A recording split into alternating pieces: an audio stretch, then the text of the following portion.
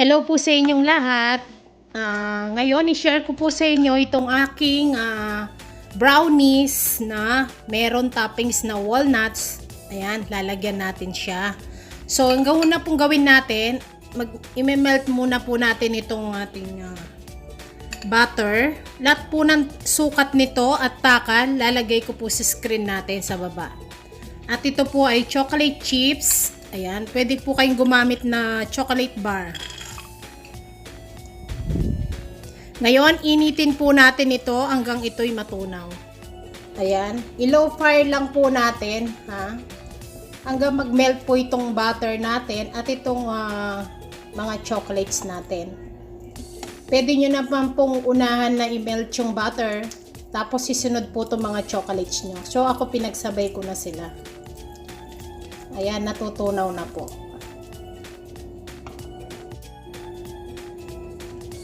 Ayan po, konti na lang po to. Pag nag-melt na po to, hahangunin na natin. Ayan na po siya. Ayan. So, ang gawin po natin, rest lang natin to ng konti hanggang maging warm siya. Kasi mainit na mainit po. So, hindi pa tayo pwede maglagay ng itlog, maluluto siya. So, ito, set aside lang po natin na konti lang. Yung warm lang siya. So, habang re-rest po natin ng konti yung chocolate natin, dito na tayo sa brown sugar, white sugar, at ito pong ating tatlong itlog. Medium size po yan. At lagyan po natin ng coffee flavor. Yan.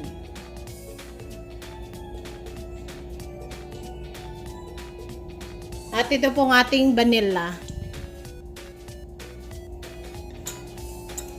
Then, mix lang po natin to.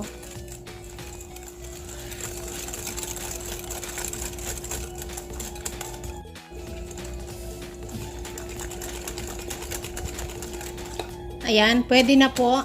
So, ito po yung ating chocolate. Isama na po natin dyan, itong chocolate syrup na naginawa natin. Haluin lang po natin. Ayan. Pag nahalo nyo na pong mabuti, ilagay na po natin yung ating all-purpose flour. Okay? Ito po, ayan, all-purpose flour po yan. At ang ating Dutch cocoa powder. At ang ating baking soda, salt. Sip lang po natin yan.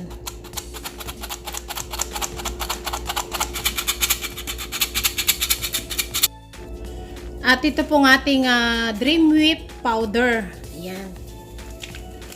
Nakakasarap po ito. Kung meron kayo, lagyan ninyo. Kung wala po, pwede rin naman. Nasa sa inyo. Pero ako yan po yung linalagay ko. Mas lalo siyang malinamnam. Ngayon, mix lang po natin ito hanggang mawala po yung itong harina natin o cocoa natin na buo-buo. Pero wag nyo po siyang i-overmix.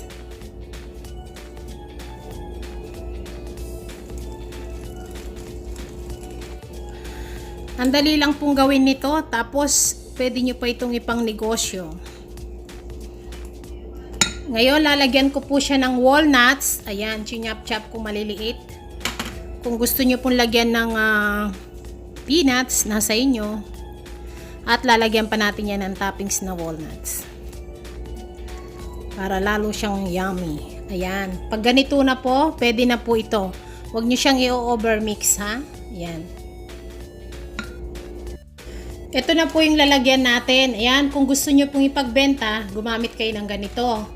At lalagyan nyo siya ng parchment paper para madali siyang tanggalin. So, pwede rin po kayong maglagay sa ibang fan kung gusto nyo. Tansyahin nyo na lang po kung gaano kakapal ang gusto nyo sa brownies ninyo.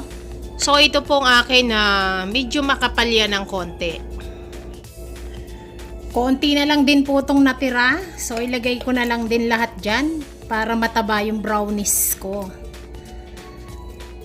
Ayan. Nasa inyo po kung gaano kataba yung brownies ninyo. Yung kakapal. So ako, kakapalan ko siya ng konti.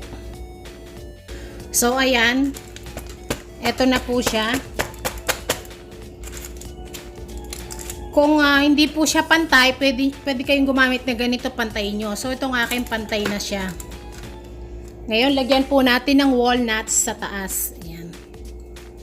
Kung meron po kayong peanut, po pwede. Kailangan naka-preheat na po yung oven ninyo ng 180 Celsius. Kung pagbebenta nyo po siya, bawasan nyo yung walnuts para hindi kayo lugi.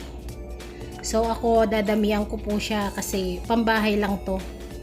Then, i-push nyo lang po ng konti to, pag ganyan, sa kamay ninyo, para sila ay lumubog. Katamtaman lang po, huwag ganong mabigat yung kamay nyo. Push nyo lang. Ayan. Para sila dumikit. So, kailangan po yung oven nyo, naka-preheat yun ng 15 minutes bago nyo to isalang ha, yung mainit siya. Ayan na po.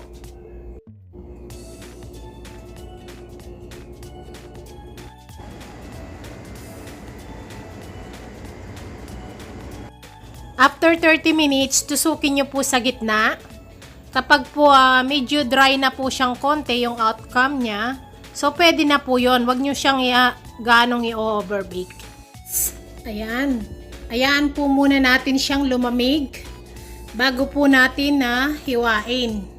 Yung malamig na talaga siya. So, hindi ko po in-overbake to para hindi siya titigas kagaya ng sinabi ko sa inyo. Ito na po yung ating brownies. Malamig na siya.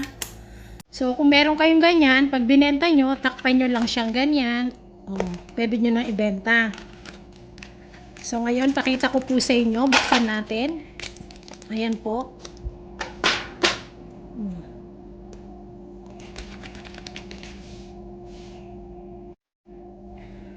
Ngayon, hatian na po natin yung brownies natin.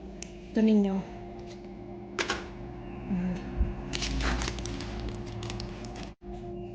Tara, kuha na po tayo. Para po makita ninyo. Titikman natin siya. Ayan po. Nagmo-moist pa po siya. Ayan o. Mapatay dito. Ayan po.